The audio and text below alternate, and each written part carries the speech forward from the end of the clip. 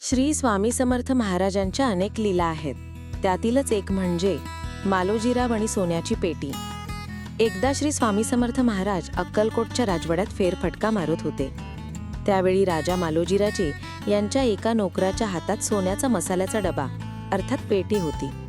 स्वामीजींनी ती पेटी आपल्या ताब्यात घेतली आणि राजांना विचारले, मी ही पेटी विहिरीत टाकू का?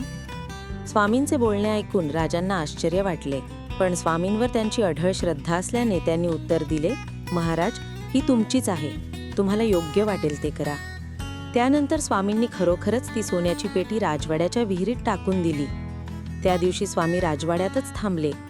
दुसऱ्या दिवशी सकाळी राजे मालोजीराव अंगणात आले असता स्वामींनी त्यांना बादली आणि दोरी आणायला सांगितली. राजाने ती आणल्यावर स्वामींनी त्यांना विहिरीतून काहीतरी काढण्यास सांगितले. जेव्हा राजाने बादली विहिरीत टाकली आणि बाहेर काढली तेव्हा त्या बादलीत सोन्याच्या मसाल्याच्या अनेक पेट्या होत्या. राजाने पाहिले की त्या केवळ एक नव्हे तर अनेक पेट्या होत्या आणि त्या सर्व दिसायला हुबेहूब एकासारख्याच होत्या.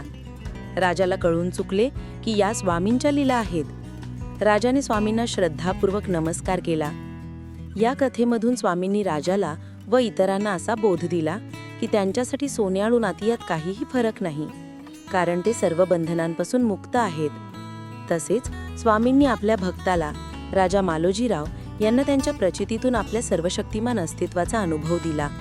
असे अस्तित्व त्यांच्या निश्चिम भक्तांना आजही जाणवते. स्वामी कोणत्या ना कोणत्या रूपात आताही भक्तांच्या सोबत असतात. भक्ताला आज एखादी गोष्ट हिरावल्यासारखे वाटते, मात्र ही स्वामींचीच लीला असते.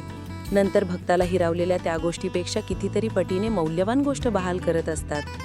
केवळ भक्ताने स्वामींवर अढळ श्रद्धा व संयम ठेवणे आवश्यक असते.